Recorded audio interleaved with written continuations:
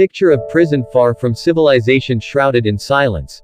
Their lives, a fortress seemingly impenetrable, but then intelligent and secure design that keeps the outside world as heaven.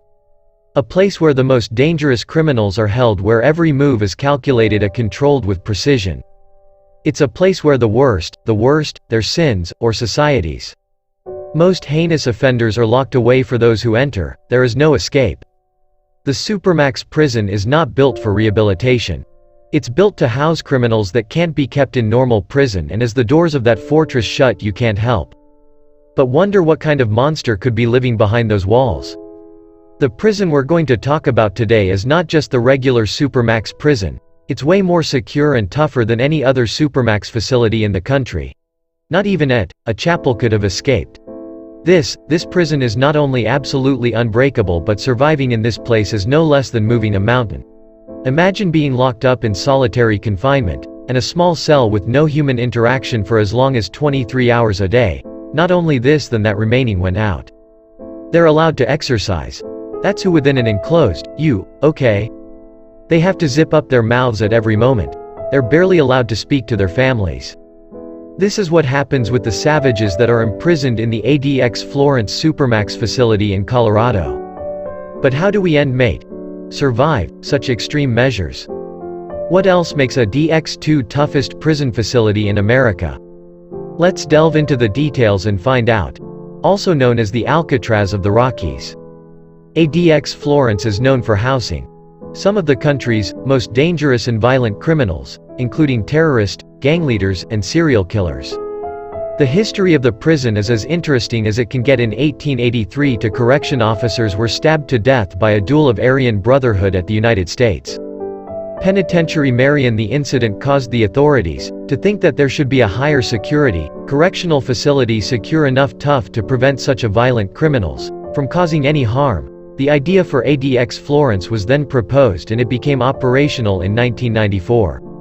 Life inside the Adx Florence, surely not for the faint-hearted. The first thing that strikes you when you enter the Adx is the level of security. Guards with guns and dogs are everywhere, checking every inch of your body and belongings. You have to go through a series of gates, doors, and checkpoints before you can even reach the prison itself, and once you're inside, you realize you're in a different world. The buildings are green concretes with small windows and no decoration. The corridors are narrow and silence, with only the sound of footsteps echoing in the distance. The cells are designed in a way that prevents the inmates from knowing their position in the facility and planning a potential escape. Each cell is a self-contained unit that measures 7 feet by 12 feet, and is made entirely of poured concrete. The walls, floors, and ceilings are solid and have no windows or ventilation. The only natural light comes from a small slit to the top of the wall that is covered with thick wire mesh, and as you walk through the corridors and approach these cells, you see the inmates for the first time. The thick metal doors with a small slot for food and a tiny window for light can barely see their faces. She can feel the presence like a dark cloud hanging over the prison. Seeing the inmates in such misery might make you feel pity for them.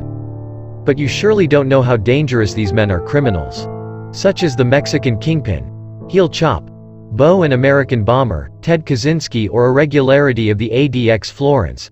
All the 326 inmates currently in prison the prison are either too great of a security risk to high profile. We're just too dangerous to be left alone in a regular prison.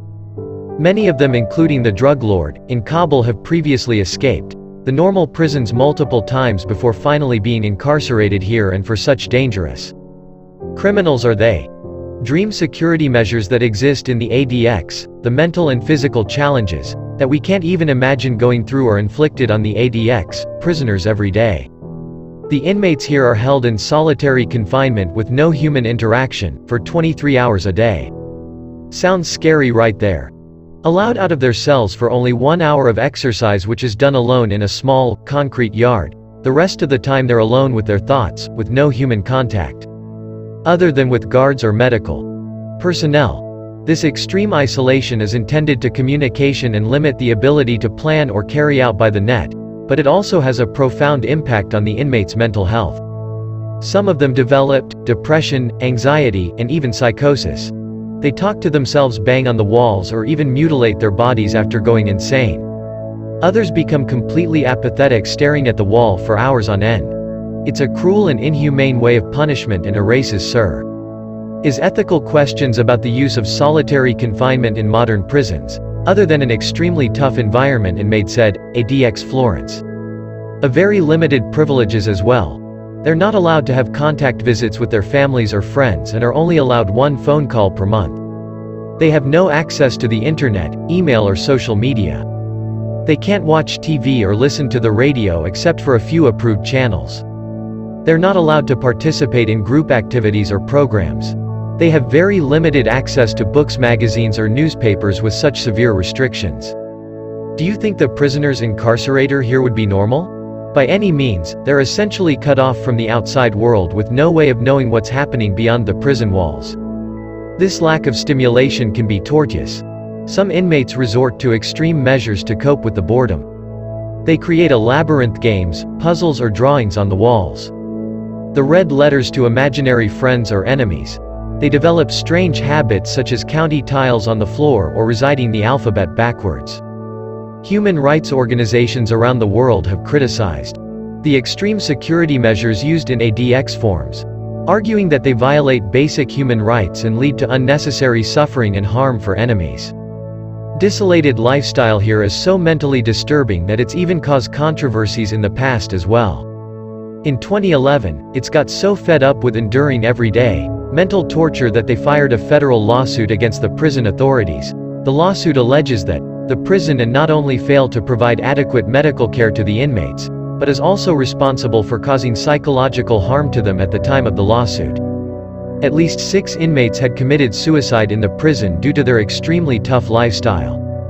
The case was eventually settled a few years later with the prison authorities agreeing to make certain changes in the rules and regulations. However, several human rights groups, such as the American Civil Liberties Union ACLU and Human Rights Watch HRW, are still involved in highlighting the cruelty inside the prison and have published multiple reports in this regard. The staff at Adx Florence highly trained and skilled in managing the most dangerous inmates. They undergo thorough training to prepare them for any situation that may arise, including riots, hostage situations and escape attempts, equipped with the latest technology, such as cameras, alarms and motion sensors.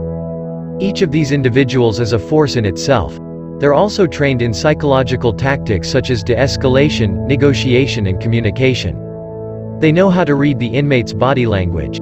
The security measures that ADX forms are unparalleled. Inmates are subject district searches and inspections and are subjected to a full body scan. Every time they leave their cells, the prison is equipped with state-of-the-art surveillance technology, including cameras that can zoom in and out and track movements, as well as audio sensors that can detect even the slightest sound.